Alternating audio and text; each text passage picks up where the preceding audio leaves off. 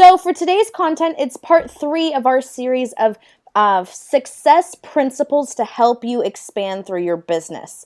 So for the past 2 times, the 5 principles we're going to be going over. The first one we talked about was setting a clear goal and having a very firm idea in mind and being crystal clear in the amount. So you want to be very clear as far as this is the actual amount that you want, as far as if you're talking about money or success or you want a certain amount of clients. And then also on the flip side is having that intention and keeping going. And if you are not aware of, kind of the stuff I'm talking about, you need to see those ones. Especially, I go really in depth on the difference between you setting goals and setting intentions, how they're ingrained, and how to use both of those to get you moving forward in your business. So that's the first part, is having a clear goal. The second part is having a very strong belief system. It does absolutely no good to have a goal if you don't truly believe that you can achieve the goal. So yesterday's segment was all on having that belief, making sure you're aware of what beliefs could be holding you back, and then also being able to move forward and change belief. And a big emphasis in there is personal development and what you can do to make sure that you keep moving. Today we're going to be going in depth on the proper environment and making sure that you are surrounding yourself with a sphere of influence that will be conducive to reaching your goals. And then the next 2 topics after today we're going to be talking about is modeling mentors and making sure you know how that works and ingrained, and making sure that you're following good examples. And then the last thing is putting it all together with a bigger picture. And although money is awesome, that's not the focus. At least for me, it's more what the money can do for me, both in terms of feelings as well as being able to do good in the world. So those are the different 5 principles that we're going to cover. So today we're going to jump into maintaining the proper environment and making sure that you're surrounding yourself so that you can be successful. So this is a great kind of analogy, and I've touched before as far as with a ship and things like that. You can think about it. If you're setting on course, just making minor adjustments can be the difference between landing, on an oasis and wandering aimlessly in the sea. So you start off and you're not going to notice the difference and between what you're doing and say what everyone else is doing. And this idea is that as you go along and you progress, that's where the difference is going to see. A minor course adjustment, at mile 1 is going to put you distantly apart, or maybe not so far apart at mile 5, but more and more distantly apart at mile 100. But 1,000 miles down the road, 1 degree of difference in the change of course can be hundreds of miles apart if 2 ships are sailing. So just that's the idea here, is putting yourself in the environment. You can have everything properly in place. You can have everything. If you're talking about gardening, you can have the proper seeds and the proper this and the proper that, and you're doing everything organic and making sure it's all great. But if it's not in the proper environment, if your plant's not getting sun, if it's not getting water, if it's not, all these kind of factors can go in, and it doesn't matter what great foundation you have. If it's not in the place that's going to nurture and help it to grow, it's not pointless, but it'll definitely make it an uphill battle. So making sure that you're surrounding yourself and putting you in an environment for success is the whole point of today's webinar, and making sure that you ingrain that to make sure that you reach your business goals. So when we're going to be talking with here with environments, it's making sure that you're surrounding yourself with a good sphere of influence, positive versus negative environments, and being aware of those, comfort zones, which we've already talked about a little bit yesterday, and then also education and surrounding yourself with that. So let's make sure that you're in a happy place environment and get down into the meat of it. Overfeeding your mind. Holy smokes. This one I personally am becoming much more sensitive to and aware. The biggest thing first is to stop watching TV, which can be very hard, but this is the thing, is you have to weigh out if your goal, and that's why, with session 1 and setting your goals and making sure that you really want it, it's something that you super want, and making sure that all of these steps you're going to put into place, they're not necessarily hard, but they're different, and change is hard for many, many people.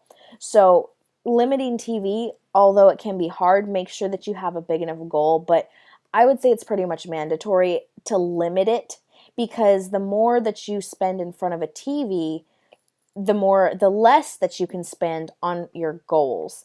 And being aware of the fact also, majority of TV, like even if you're watching the news and, well, I need to be well informed of the world, most of that is very negative, which we'll get into, on positive and negative influences.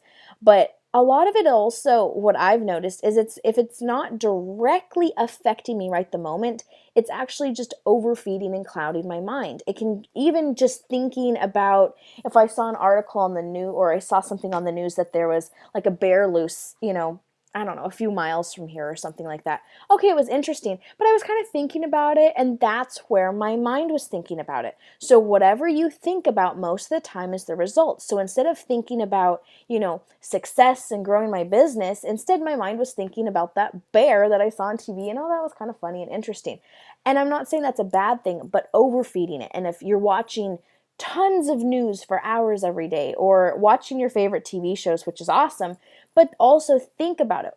Even when you're not watching TV, where will your thoughts be? Are they on your goals, or are they thinking about, oh, well, that was a great TV show, or what's that character going to do next week, or things like that. So just be very aware of what you're putting into your mind, both from television, because that's an easy source, but other ways that we get news feed, and like even on Facebook, and just being aware of the posts that you're seeing on Facebook can literally just overfeed your mind, and it's keeping you away from your focus on your goals, and being very selective about your sphere of influence.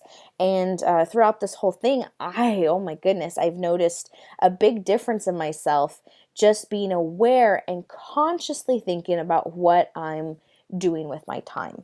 And it even, the people I have wonderful people in my life that literally just like to talk your ear off about everything, nonsense, things that don't relate to me, and I understand that that's important to them, and I'll give them time, but also limiting that, because the more that they are filling my mind with things that are not helping me to attain my goal, also deters from me reaching my goal, because you get what you think about most of the time. So if you're thinking about success and moving forward, that's what's going to be seen in your life. And that's when we touched earlier about laser focus. This overfeeding your mind can dilute the laser intention of trying to reach your goals. So just be really, really aware of what you're feeding.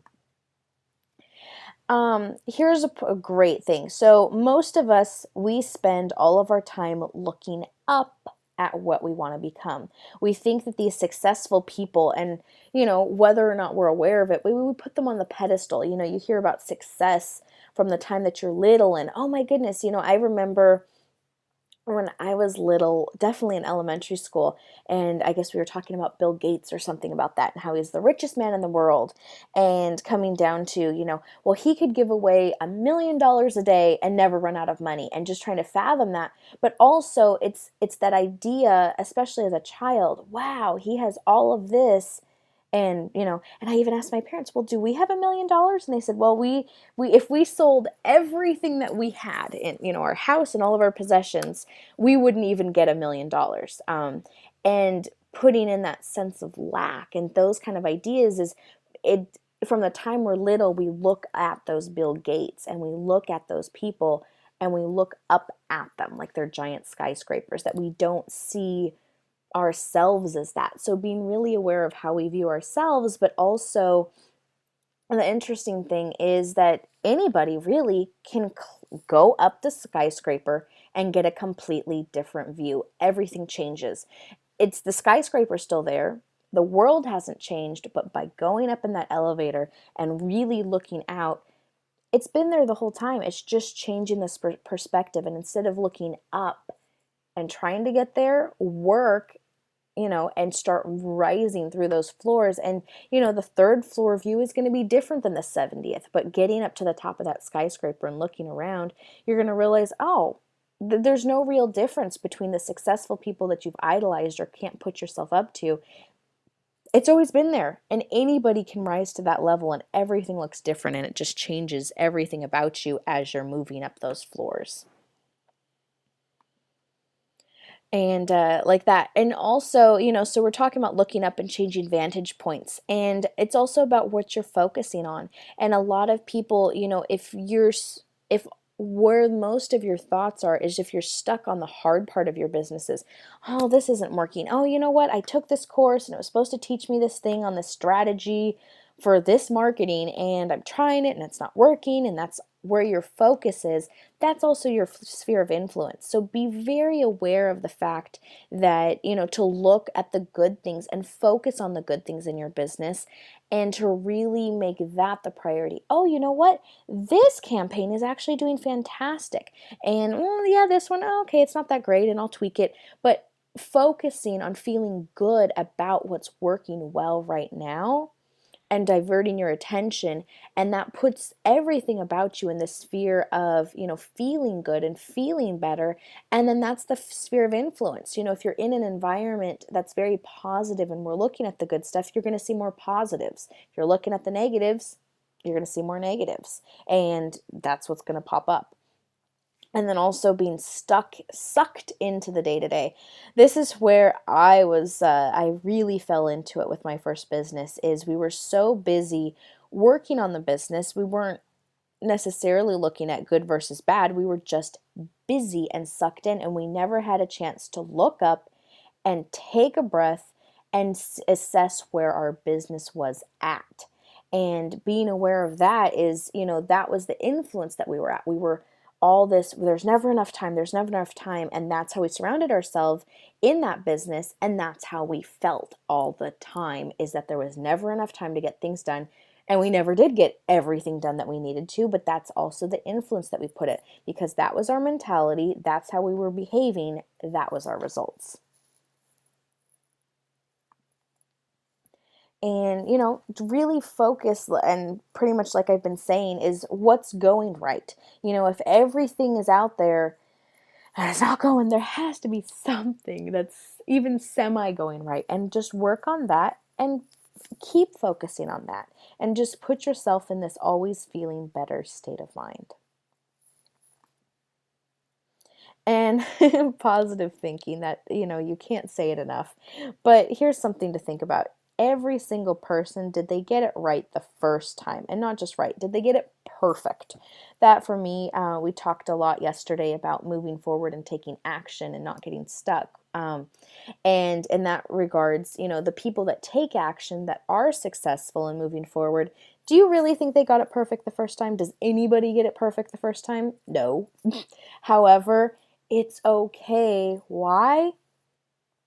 Because you're making the course corrections. You're doing it, and then it can be done. And be okay to think a little differently. Most entrepreneurs just were ingrained to think a little bit differently. There's also a little rebel in there that, okay, we're not quite going to do what anybody else wants to. But I don't want you guys to just be an entrepreneur, because entrepreneurs, they can be self-employed. I want all of my people to start building businesses and systems and really experience all that life has to offer by building something that literally can take you to where you want to go at the next level. And really keep that in mind. So just think positive as much as you can. And here's the power of influence. So it works both ways. If you are the happy thing around negativity, one of two things is going to happen. You're either going to start to become like them, or they can become like you. So it's everybody kind of, they eventually just call all ingrained, or you get out of there. So that's the whole idea with influence. You either are bringing them up, or they're bringing you down. So be aware of that, and you need to know where it stands, or you need to remove yourself from the situation. And it's not a good thing, it's not a bad thing, it just has to be done. So it's just, if you are who you surround yourself with. And that being said, like with your peer groups, and I noticed there was nothing wrong with it, but the peer group that I had surrounded myself with for years and years, they were not, that's not what I wanted to be doing for the next 10 years of my life. And by changing my peer group and the people, that I associated with in that sphere of influence, has changed every single aspect of my life. So just changing the people that I surrounded myself with, literally, it's been not even a year. So the people that I associated with a year ago, they're awesome. They're amazing people. There's nothing wrong. It's just their goals and what they wanted out of life were not, you know, congruent to what I wanted. So I went and I found new people to associate with that has the similar goals. And that for me has made all the difference. So instead of trying to stay around, in this case all the blues, and try to turn the blues into yellow, or what actually happened is that I became blue for 5 years and I forgot that I was yellow. So once I woke up, realized, you know what? I'm not supposed to be here. I'm yellow. Looked around, I tried very hard to, turn some blues into yellow. Wasn't quite working, so all I did was I got out of the blues and I went to find my own yellows. And that personally has made all the difference in my life. And making sure, kind of going along with that, is you want to find like-minded, positive influencers. And it's very important, whoever and whomever. I understand not being social, and that's honestly how I identified myself as not a social person in previous years. But finding all these people with the same as me, I'm like, you know what? I actually am kind of social and I enjoy being around other people and getting the ideas flowing and all these things. I just wasn't in the right groups. I didn't find the people that meshed well with me. And, just make sure that everyone you surround yourself with is a positive influence, because if they're not bringing you up, it's not that they're really holding you where you are, they're holding you down. And I've noticed, and you're not proud of these behaviors, and I'll just say, well, you know what, it's just the way I was programmed, so I won't take it personally, and I'm working consciously on changing it. But here's a great example is one of my close friends was always trying to lose weight. So she'd go through these phases and, really hardcore, I'm doing this. And she would eat so healthy and she would exercise every day and so on board. And instead of supporting her, I would actually kind of not mock her, and I wouldn't do it out loud, but I was also doing it in my head like, oh, I know that won't last, so I wasn't being supportive of her. We would go out to eat and I'd say, oh, it's okay, you can cheat, and so we could order what we wanted and things like that. So I wasn't being supportive of her in what she was trying to do. But I also, you can justify it. I knew her track record. She'd stay on it for a week, maybe two, and then she'd fall off for a month or so, and maybe 2 months. And then, 2 months from now, she's back on board. I'm losing weight this time. And same thing, she'd be on it for a couple weeks. So she had the pattern, but I also realized part of the thing too, although I knew her pattern, now that I'm very aware of what my feelings and all of that were, is it was actually more of a sense of judgment of myself, that I wish that I could lose weight and do those things that she was doing, but I was unwilling to take the effort. So instead of trying to join her and do a support thing together, I wanted it, but not enough, so I wasn't doing it. So I really didn't want to see her succeed. Why? Because then it rubs my failure in my face. So it actually, by not being supportive of her, whether it was mentally or, verbally, hey, it's okay, you can cheat, let's get a hamburger or something like that. When you really looked at it, it was, well, I didn't want to change, so I didn't want to see her change. And this is the power of your influencers, because if you are trying to make a change, they are going to feel it and take it personally.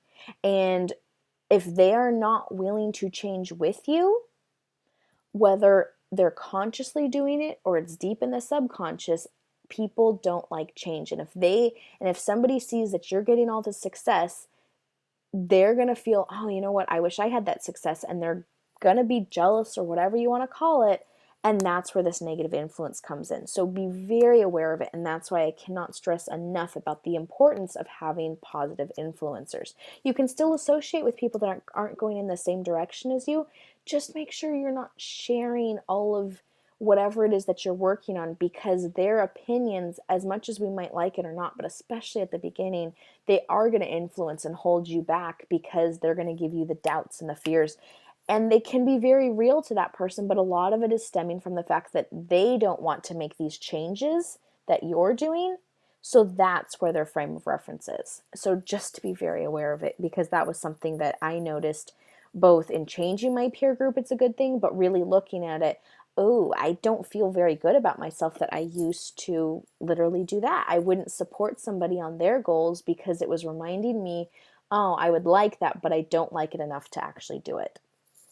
So hopefully that makes sense on there. And so with that, things just going back into the idea of positive influences and things, you know, it's hard, but embrace success and do your best to not be jealous of the success of others. Instead, let it inspire you. Do it together. And, this is something, it's easy to say, it's very hard to do, but get to the point that you can be a master of your jealousy, whether it's, huge, Cinderella stepsister type jealousy or just a little tiny bit. Just be aware of it and just try as best you can to just keep that positive influence with things. And then your negative influencing. Same idea. Super important to be aware of. Just like you need to be aware of your positive influence, your negative can be just the thing. Stinking thinking. We play this blame, shame, justify game. I mean, it's inherent. And I was yesterday I touched about taking responsibility for the things in your life as far as personal development goes. And it's the same thing with negative influence. Whether you're playing that game yourself and justifying, oh, I'm just so tired today.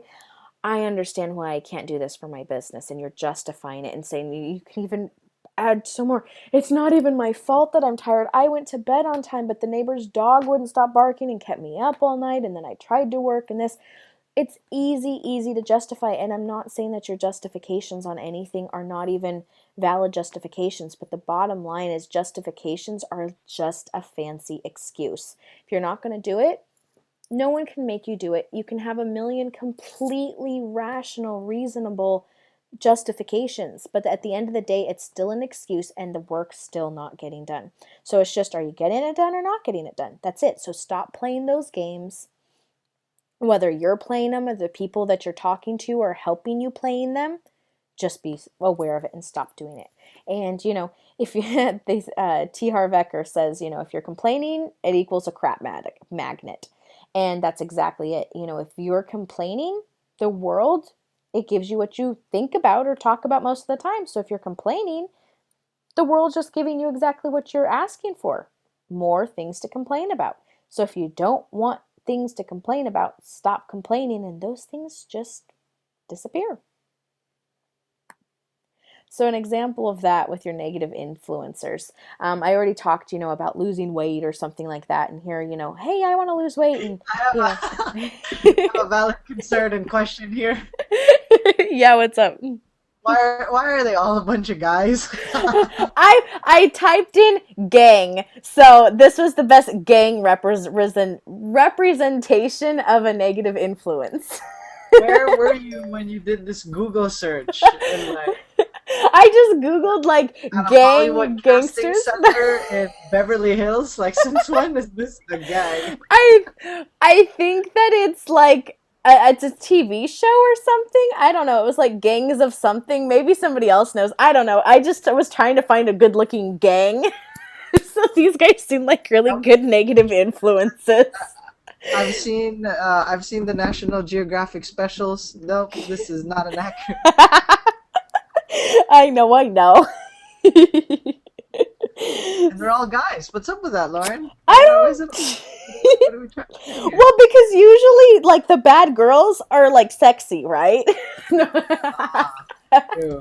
So Gotcha. we don't want you to think negative people are sexy. I don't know if any of these guys would be sex objects. I'm not sure about that. You're, you're not digging the fishnets, fishnets back there. Not so much. Or how about that guy that almost looks like Eminem? I don't know. I'm confused. All right, but just a little So segment in there. Go for it. no worries. So pretty much the idea here is, okay, so it might not be a typical gang, but growing up, you knew that you were supposed to stay away from those people. Your parents would have a heart attack if you introduced one of these guys as your friend growing up. As teenagers, oh, stay away from the bad guys. They always emphasize the fact that you need to stay away from negative influences. And as a kid, it's pretty easy to identify what these negative influences are. It's the bad guys. It's, the idea, okay, who's the bad kid in school? Oh, it's the goofball. It's the kid smoking behind, the gym. It's very easy. But here's the thing to not realize is that the people that are not looking like that, you don't immediately recognize them as a negative influence. They can be the people that are closest to you, that you love and care deeply about, and they can still be negative influencers on you. What do I mean? So you ask, oh, he broke up with me. You tell your best friend. Well, this guy says, let's get him back and it's payback time.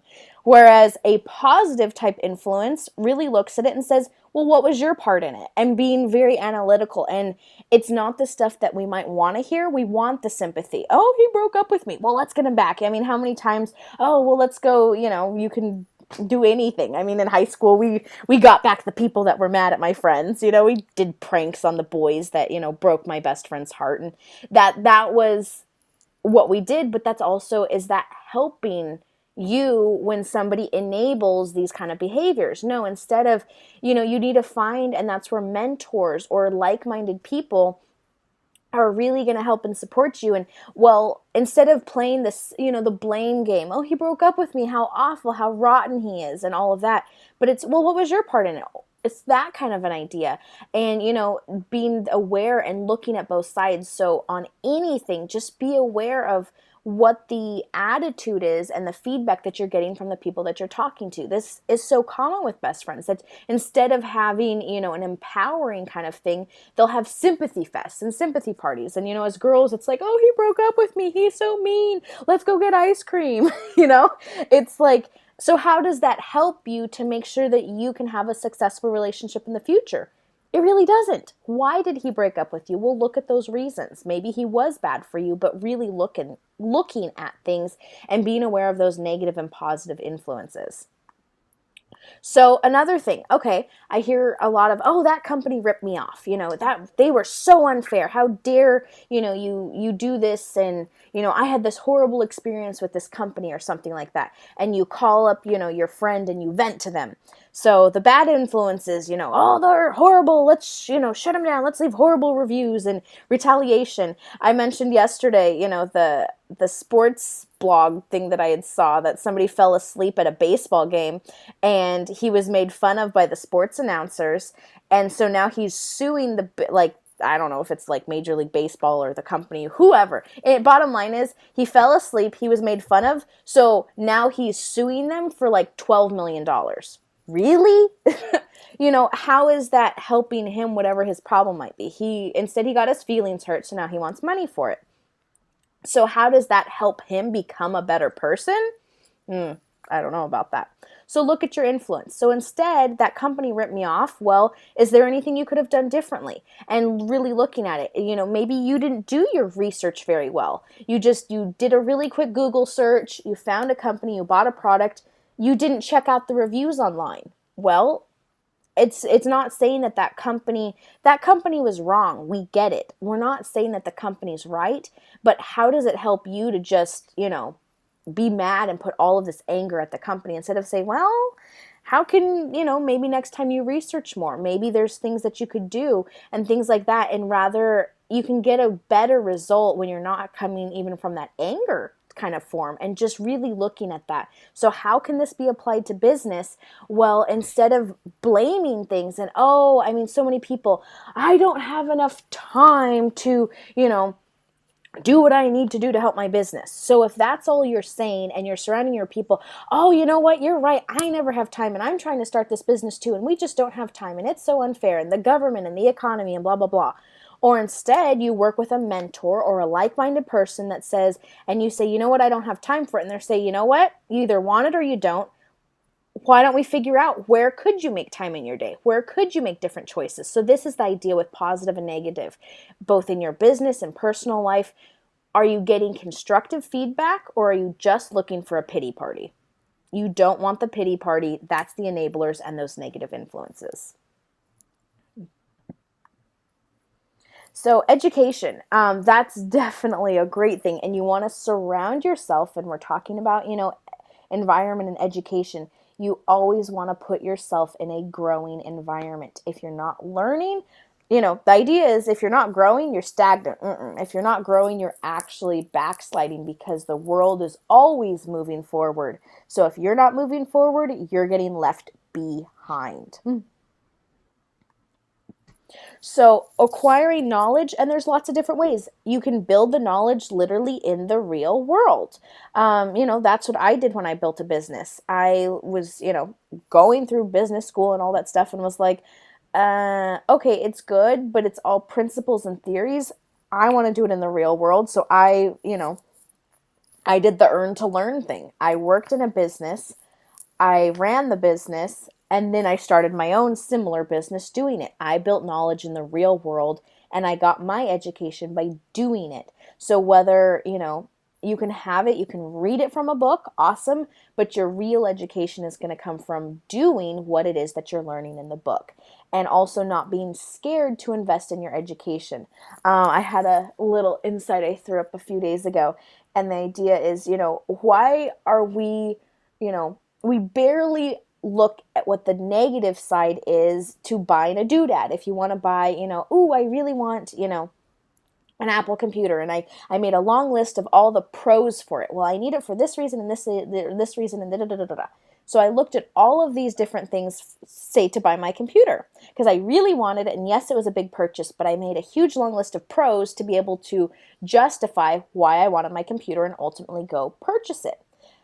The flip side of it is when there's an education item and it might be the same price as the laptop, but somehow instead of focusing on all the pros on why we should purchase the education, we tend to only focus a lot of times just on the dollar. But you know what? That course, man, that's a lot of money.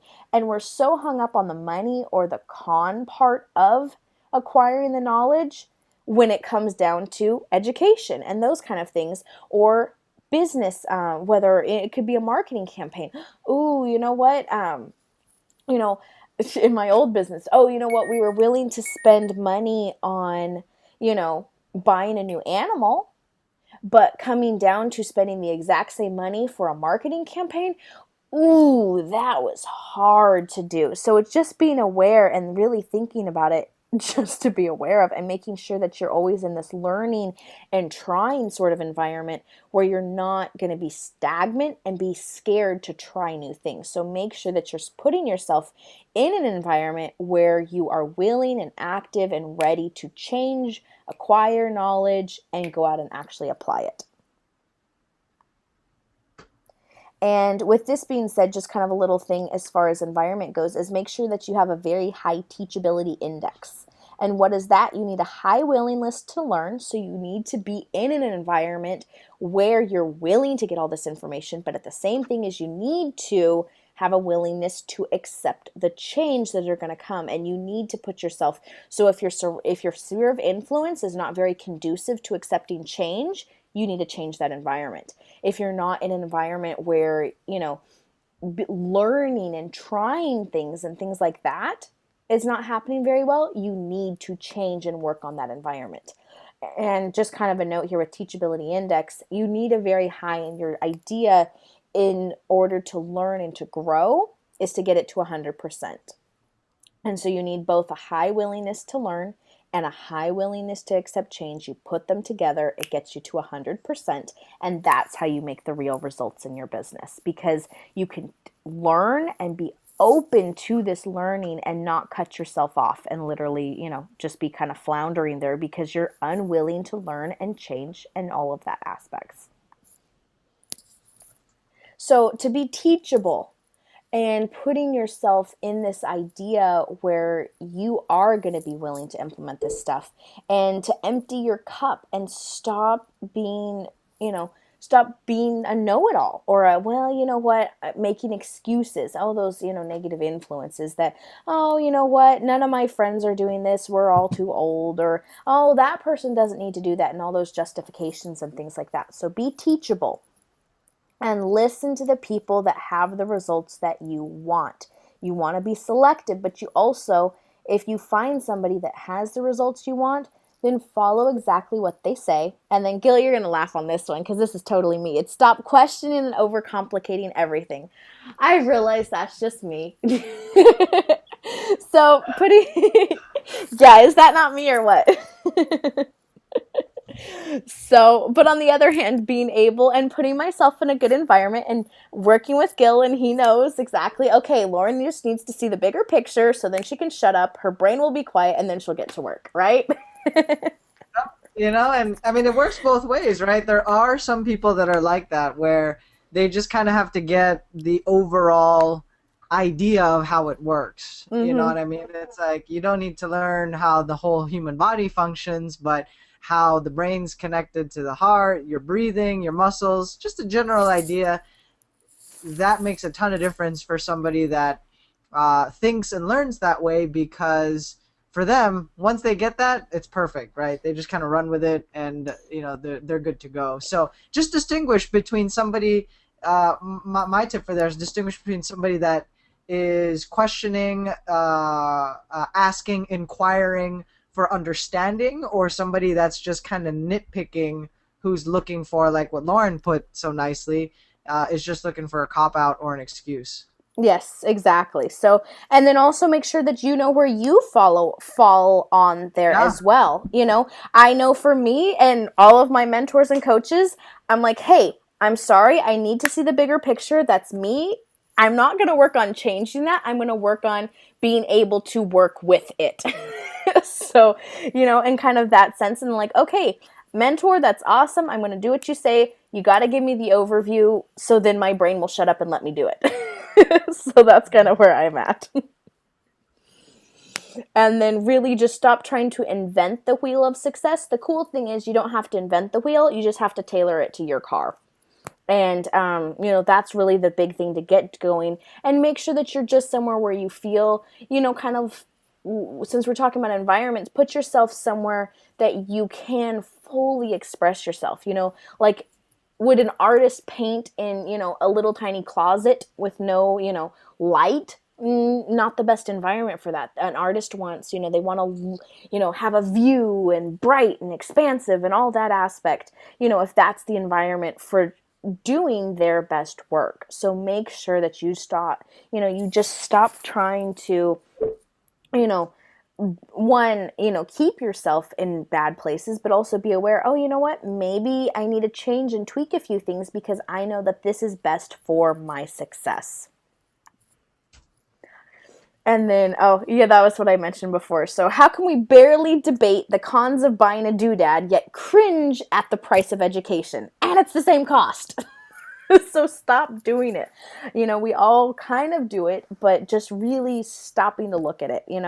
Just, if it's important, if it can make a jump and make a difference in where you want to get your business and where you want to get you, why are you really going and stressing all over the price of education when you know that you'll drop the same amount of money, on that vacation or that restaurant or whatever it might be. I was even doing this the other day. It was a $47 thing. I was 100% sure I could get great value from, reading this product. And I did my research online. It had fantastic reviews. And yet I debated and debated over and over. Should I really spend that money? I don't know. But you know what? I'm glad I did it. I read it straight through and I'm like, oh wow, this is awesome. Now I'll go apply it. And it was really good content. But I was so debating it back and forth because it was an education item. If it was, say, something I needed for my computer, I would buy it in a heartbeat. It's just, how come we do that and just, oh, you know what? It's something, it's learning. It's not quite concrete. You can't hold it in your hand. And somehow we discount the value of an education because we can't literally touch and hold it. It's just, we need to get over that. And that's just fear of influence and all of those beliefs and stuff, and just something to work on, definitely for myself. But I think a lot of people in general feel that way, that they're not quite sure about when to invest in it. And that's why, surrounding yourself with friends and, hey, we're all going and we're spending money on personal development seminars and things like that. And this is where, oh, wow, we're not going to blink at that because you're surrounding yourself with people who value that education or those mentoring or whatever it is that you're working towards. And you're not going to be hearing your friends that are, what, you spent this amount of money on da, da, da, da, da. It's like, No, and be selective with who you even tell your business ventures and things like that, because oh my goodness, you will hear it up and down from different people. So just be really aware of, who you're even sharing your business endeavors, who you're sharing all sorts of things with, just because their negativity can actually influence yours. And that's where we'll leave it for today. Awesome, awesome. See, and then on another side, you just have pictures of all beautiful women. Well, we're And there's no modeling. there's no guy or dude in there. Okay, okay. Well, you know what? My sphere of influence. So definitely some good stuff. Once again, I'm re-watching, restudying some training videos myself when it comes to personal development, and I'm revisiting the Born Rich series by Bob Proctor. I was absolutely stoked to see that some of these guys are actually going to be at the upcoming events that we're going to, that we're a part of, and we'll be sharing more details there with you guys. So that's another nice little resource that you can check out. And they mentioned something really nice there about mentality, right? It's really like a garden. Whether you plant sunflowers, whether you plant weeds, whether you plant tomatoes, corn, it doesn't matter what you're putting into that garden, something is going to grow, right? And unless you take an active role in planting those seeds, watering them, and that happens in the ways that we do these live sessions, right? The content that we share with you, that's the stuff that we use to feed the mind. We have other training webinars where we get very technical into stuff or talk deal structuring, business models. But part of my day, a major part of my day, that especially after restarting these series and Lauren's putting out this content, is to really focus and set aside some time to feed the good stuff in the mind, right? So awesome stuff. Tomorrow, Lauren, quick preview what we've got lined up tomorrow. Yeah, so tomorrow we're going to be covering modeling success. So you'll have the beautiful model picture tomorrow instead of the gangster one. So yeah, Awesome. maybe I'll have to go put some more diversity in there. I'm just saying, you're in LA and you do workshops in LA, and that's the first thing that people are going to point out. No All right. worries. So that, guys, we will close our session out here today.